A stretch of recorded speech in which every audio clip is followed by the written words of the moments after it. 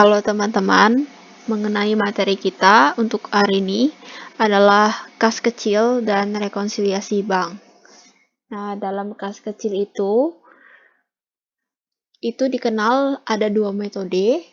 Yang pertama ada metode tetap atau impress, dan ada juga metode fluktuasi. Dan untuk yang metode tetap, itu ditetapkan dengan jumlah tertentu, sedangkan yang fluktuasi tidak ditetapkan jumlah tertentu. Untuk penjurnalannya, pada metode tetap, itu ada saat pembentukan, pengeluaran, pengisian kembali. Jadi saat pembentukan, kas kecil, itu jurnalnya adalah kas kecil pada kas, di kredit, dan selanjutnya untuk pengeluaran pada metode tetap, itu tidak dicatat. Sedangkan pengisian kembali itu dicatat sebesar kas yang sudah dikeluarkan. Selanjutnya untuk yang metode fluktuasi, itu pada saat pembentukan, jurnalnya masih sama dengan yang metode tetap, yaitu kas kecil pada kas. Sedangkan untuk yang pengeluaran itu berbeda di sini, yaitu dicatat. Dan saat pengisian kembali itu pencatatannya adalah kas kecil pada kas. Supaya lebih jelas, kita langsung masuk ke contoh soalnya saja. Jadi, pada kasus ini, PT XYZ menetapkan kas kecil untuk pengeluaran dalam nominal yang kecil. Berikut merupakan transaksi-transaksi pengeluaran yang terjadi dan menggunakan kas kecil selama bulan Januari 2019. Jadi untuk transaksi yang pertama ada pada tanggal 1 Januari, yaitu dibuat kas kecil dengan menerima uang sebesar 2 juta dari akun kas. Lalu pada tanggal 14 Januari, terjadi pengisian kembali kas kecil atas pembayaran biaya listrik sebesar 400.000, biaya iklan sebesar 120.000, biaya perlengkapan sebesar 525.000, dan juga ada biaya pengiriman sebesar 360.000. Pada tanggal 25 Januari, itu dilakukan kenaikan pada kas kecil menjadi 2.200.000. Dalam hal ini bisa kita perhatikan, nominal awal kas kecil itu adalah 2 juta, kemudian dinaikkan menjadi 2.200.000. Maka ini bisa kita ketahui terjadi kenaikan sebesar Rp200.000. Kita diminta untuk membuat pencatatan jurnal atas transaksi-transaksi di atas. Jadi yang pertama ada pada metode tetap, pada pembuatan kas kecil pada tanggal 1 Januari, jurnalnya adalah kas kecil pada kas sebesar 2 juta. Lalu untuk pengeluaran dalam metode tetap itu tidak dicatat, jadi nggak ada pakai jurnal.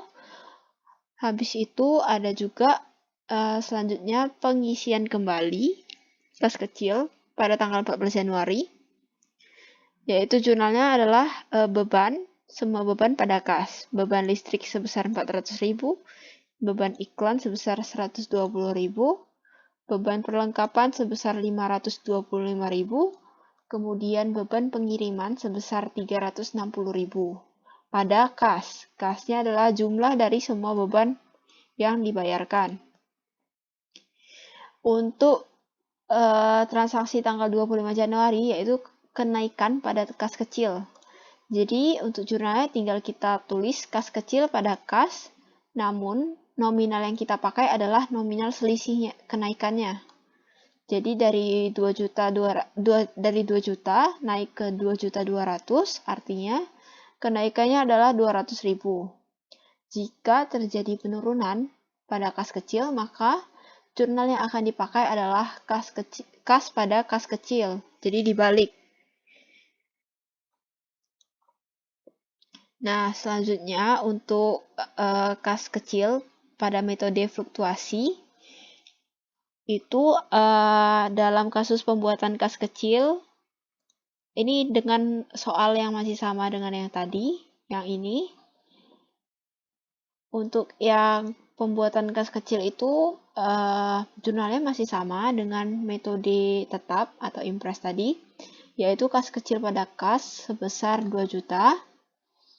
Lalu untuk pengeluaran, bedanya di sini itu dicatat, jadi beban pada kas kecil. Semua beban, ada beban listrik 400.000, beban iklan 120.000, beban perlengkapan sebesar 525.000,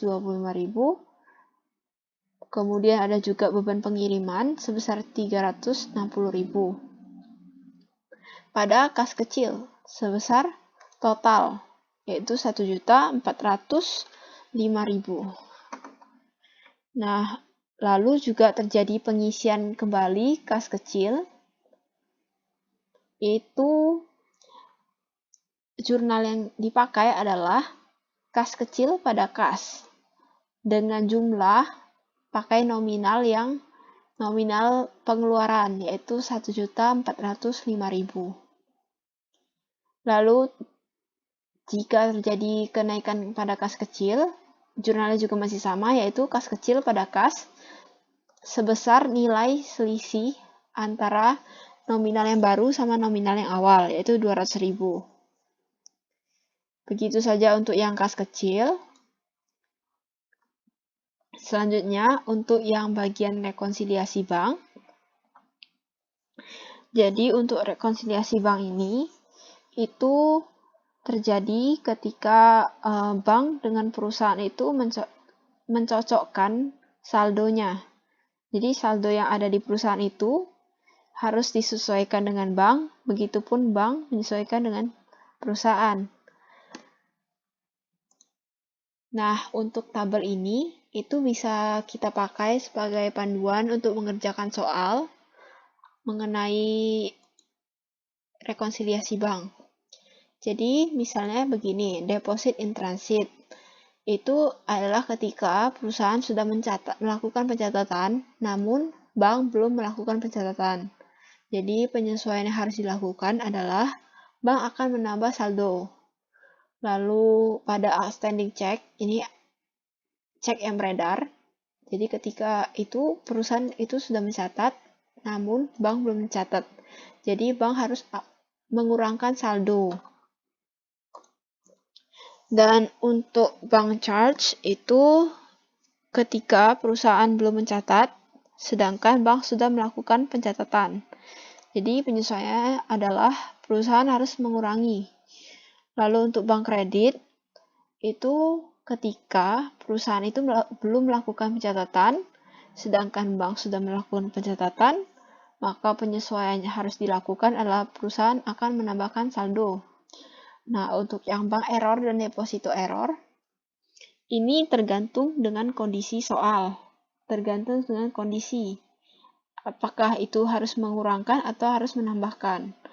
Jadi, supaya lebih jelas, bisa kita masuk ke dalam contoh soal ini, yaitu PT Cara telah menerima rekening koran dari Bank Biblos per 31 Maret 2019 yang menunjukkan jumlah saldo sebesar 1.450.000.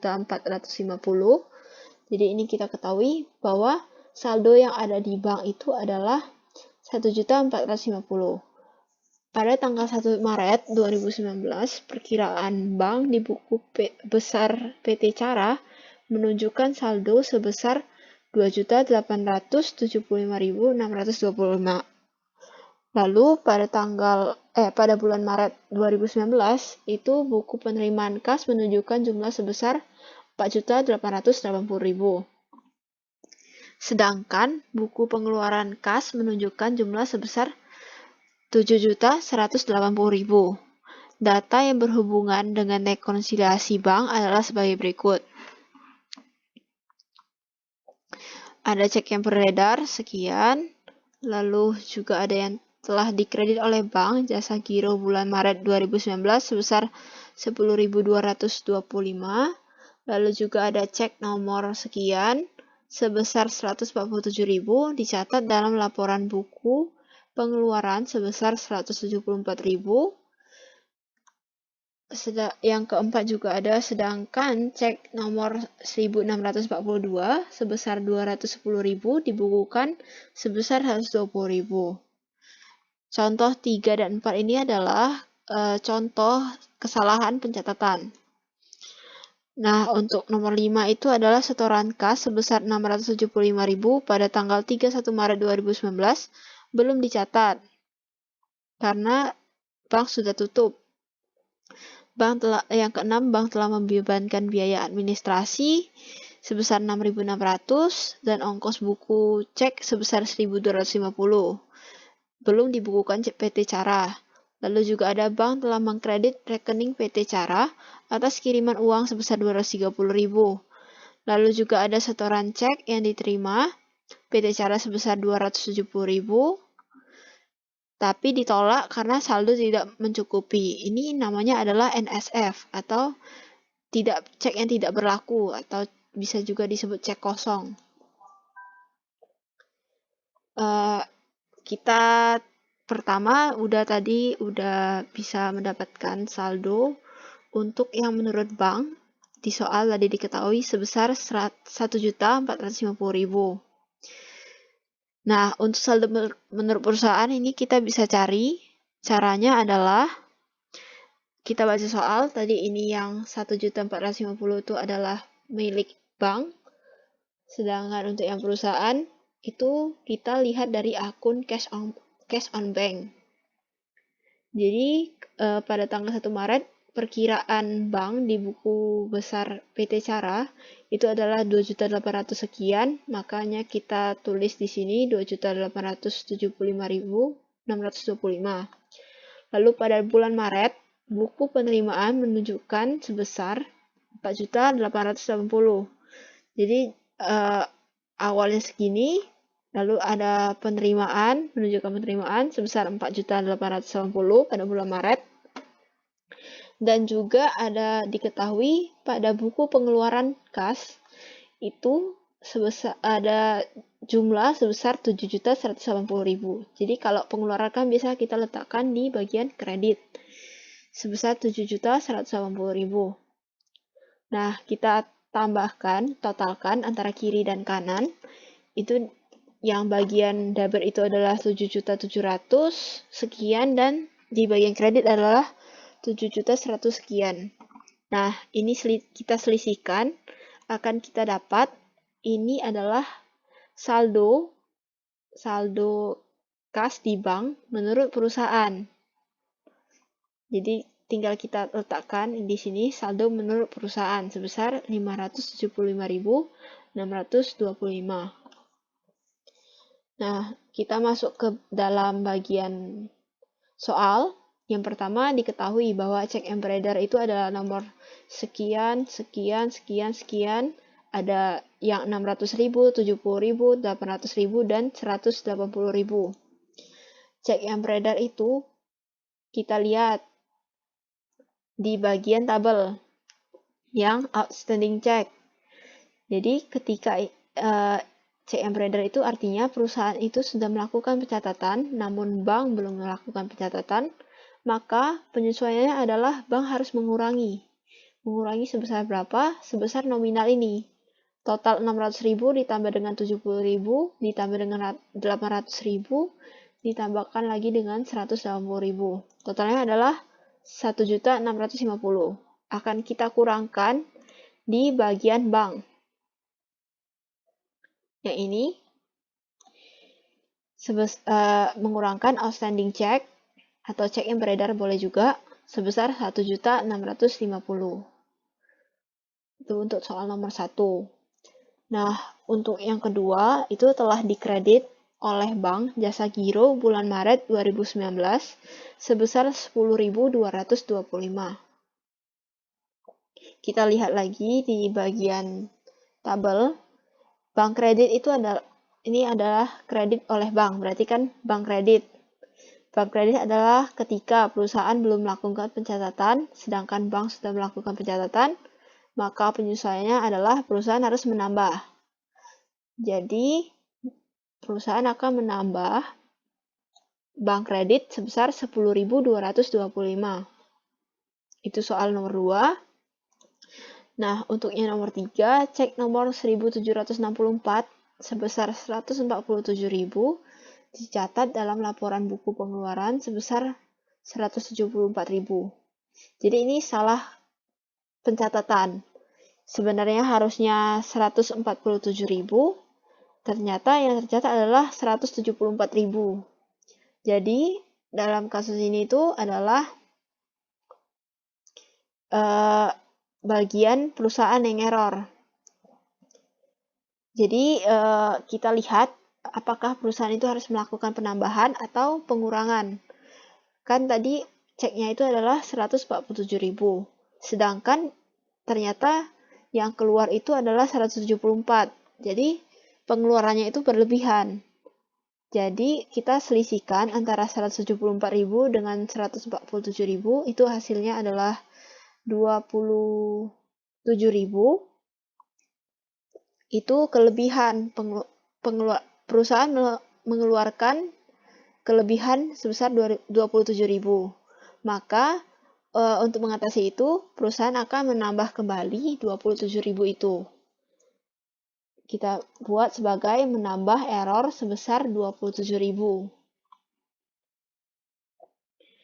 Nah, selanjutnya untuk soal nomor 4. Pada kasus ini, cek nomor 1642 sebesar 210.000 dibukukan hanya sebesar 120.000. Nah, dalam kasus ini perusahaan kurang mencatat. Jadi error juga, namun harus mengurangi lagi saldo kas, saldo di perusahaan, karena dia baru mengeluarkan sebesar 120.000, sedangkan yang harus dikeluarkan adalah 210.000. Selisihnya kan 90.000. Jadi perusahaan harus mengurangi lagi saldo kas di perusahaan itu sebesar 90.000. Harus membayar lagi begitu. Lalu untuk soal nomor 5, yaitu setoran kas sebesar 675.000 pada tanggal 31 Maret itu belum dicatat dan dalam rekening koran bank karena kas bank udah tutup. Kita lihat di sini di tabel. Jadi ketika perusahaan itu sudah mencatat bahwa dia